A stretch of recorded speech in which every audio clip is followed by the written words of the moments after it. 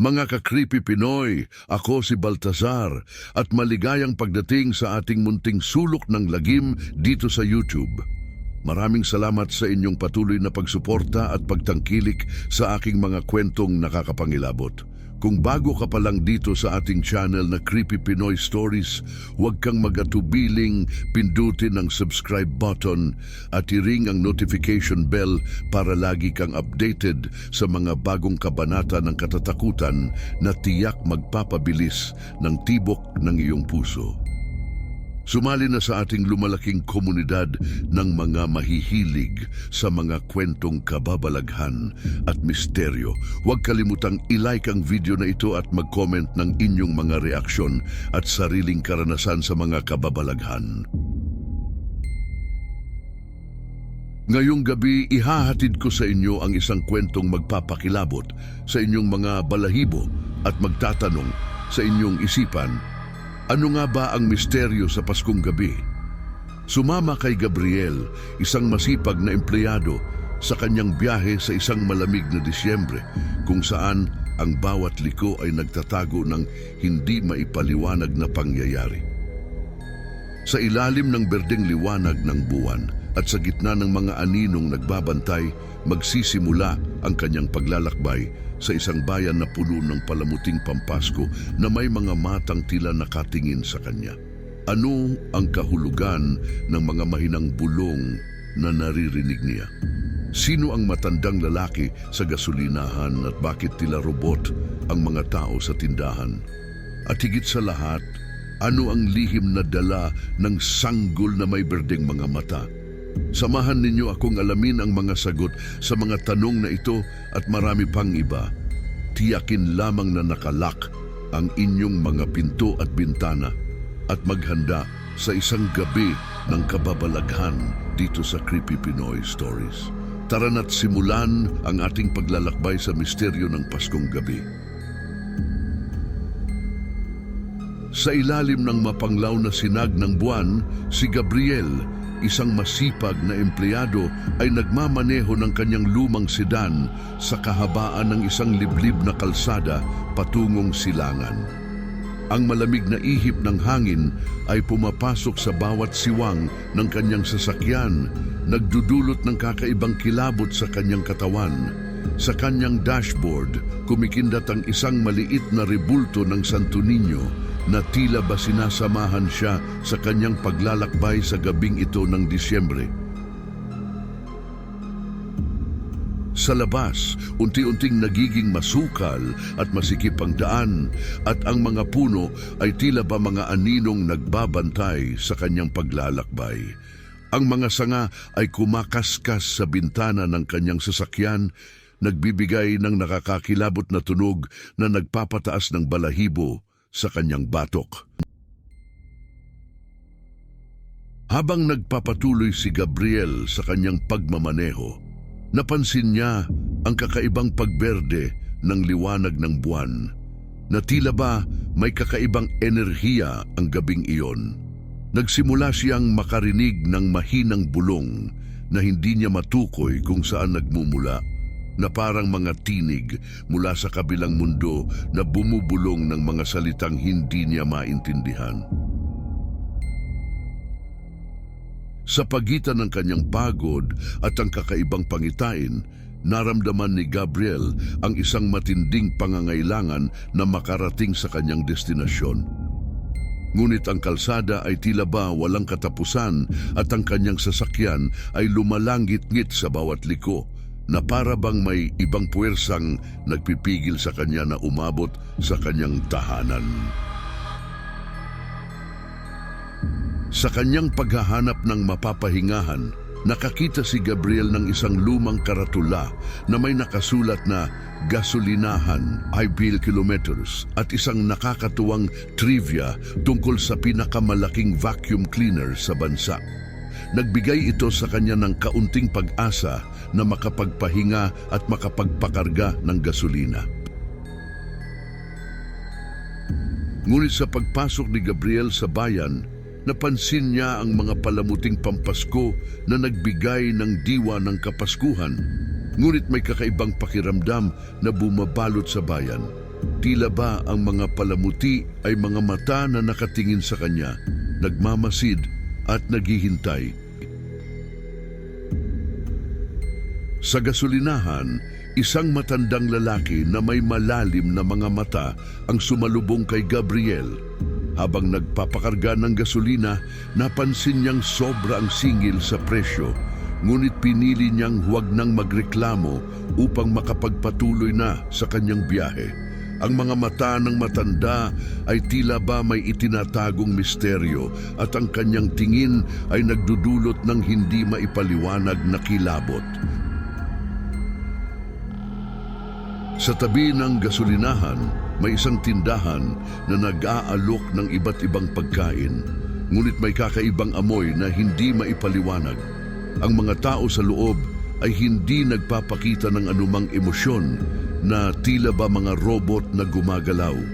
Ang kanilang mga mata ay walang buhay at ang kanilang mga kilos ay mekanikal na parabang sila ay kontrolado ng isang hindi nakikitang puwersa. Sa pag-alis ni Gabriel mula sa gasolinahan, hindi niya maiwasang makaramdam ng pagkabalisa. Ano nga ba ang hiwaga ng bayang ito? At habang patuloy siyang nagmamaneho papalayo, hindi niya alam na ang kanyang gabi ay magiging mas kakaiba pa sa kanyang inaasahan. Sa susunod na yugto ng kanyang biyahe, isang alok na hindi niya inaasahan ang magdadala sa kanya sa isang karanasang hinding-hindi niya malilimutan. Sa pagpasok ni Gabriel sa diner, ang tunog ng bell sa pinto ay tila ba nagdulot ng isang kakaibang katahimikan. Ang malamig na hangin sa labas ay napalitan ng amoy ng pritong bakon at kape na tila bumalot sa buong lugar. Umupo siya sa isang booth na may punit-punit na upuan at habang naghihintay ng kanyang pagkain, napansin niya ang isang pulis sa labas na tila ba himbing na himbing sa loob ng patrol car. Ang ulo ay nakasandal sa bintana at hindi gumagalaw. Kakaiba, bulong ni Gabriel sa sarili. Ang malaking lalaking may suot na chef's hat ay lumapit, dala ang tray ng kanyang pagkain. "Ito na po ang order niyo, sir," sabi ng lalaki na may nakakabighaning ngiti. Habang kumakain, ang musika mula sa lumang jukebox ay nagdala ng kakaibang nostalgia kay Gabriel na tila ba naglalakbay siya pabalik sa nakaraan. Ang lasa ng double bacon cheeseburger, curly fries, waffles, at ang lamig ng soda ay nagbigay kay Gabriel ng pansamantalang ginhawa. Ngunit, hindi niya maiwasang mapansin ang kakaibang tingin ng ilang mga customer sa kanya na tila ba may alam silang hindi niya alam. May problema ba? Tanong niya sa isip, subalit pinili niyang huwag pansinin. Sa kalagitnaan ng kanyang pagkain, isang lalaking may maruming damit at gusot na buhok ang lumapit sa kanyang mesa. Ang lalaki ay may kakaibang ningning sa mga mata habang nag-aalok na ipakita ang Christ Child. "Sir, gusto mo bang makita ang Christ Child? Libre lang," sabi ng lalaki na may pilit ng ngiti. Sa una nag-alangan si Gabriel at naisip niyang ito'y isang kalokohan. Ngunit nang magpumilit ang lalaki at sabihing babayaran niya ang kanyang pagkain kapag hindi siya naniwala, nanaig ang kuryosidad ni Gabriel at nagpasya siyang sumama. Isinantabi ang pagod mula sa biyahe.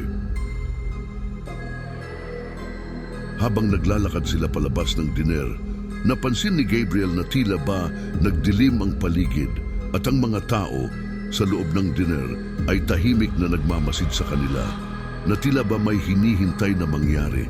Sa paglabas nila sa malamig na hangin ng gabi, ang lalaki ay nagbigay ng isang nakakatakot na ngiti kay Gabriel at nagsimula silang maglakad patungo sa isang eskinita na tila ba hindi napapansin ng karamihan. Ang bawat hakbang ni Gabriel ay nagdudulot ng kaba sa kanyang dibdib. Hindi niya alam na ang susunod na mga pangyayari ay magbabago sa takbo ng kanyang buhay magpakailanman. Sa pagpasok nila sa eskinita, Ang tanging ilaw ay ang berdeng sinag ng buwan na bumabasag sa kadiliman. Ang mga pader ay puno ng graffiti na may mga simbolong hindi maintindihan ni Gabriel. Ano to? Parang may ibang mundo tayo narating, bulong ni Gabriel. Ang kanyang boses ay nag-echo sa tahimik na gabi. Ang lalaki na tila hindi apektado ng kakaibang paligid ay nagturo sa isang lumang kahon na tila inabandona na ng panahon. Sa pagbukas niya nito, isang sanggol na may berdeng mga mata ang tumambad kay Gabriel na tila ba may kakaibang kapangyarihan.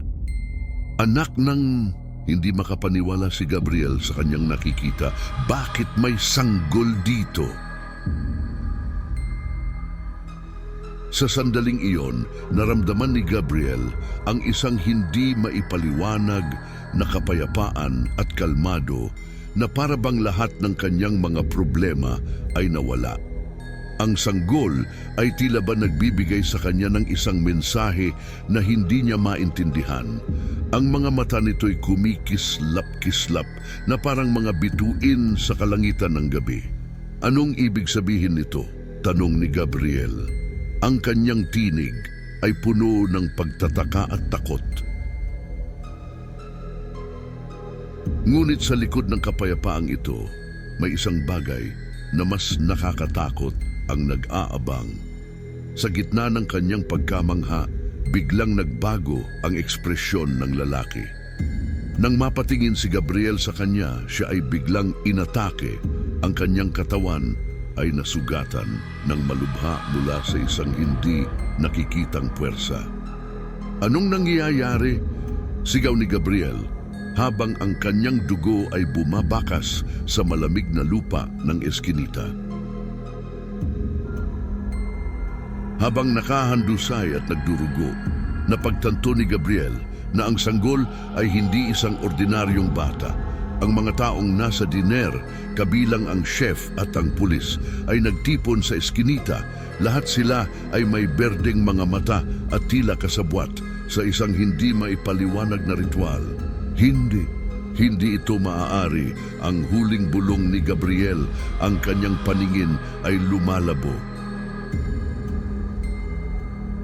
Ang sanggol na ngayon ay may kakaibang anyo ay lumapit kay Gabriel na tila ba may layunin itong hindi maunawaan ng sinuman. Anong gusto mo sa akin? Hirap na tanong ni Gabriel. Ang kanyang hininga ay paputol-putol.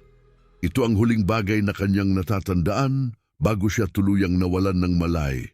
Sa gitna ng eskinita na iyon, ang malamig na simoy ng hangin ay tila ba nagdadala ng kanyang kaluluwa sa kawalan. At sa pagkawala ng malay ni Gabriel, may isang mas malalim na misteryo ang naghihintay na matuklasan sa madilim na gabi ng Pasko.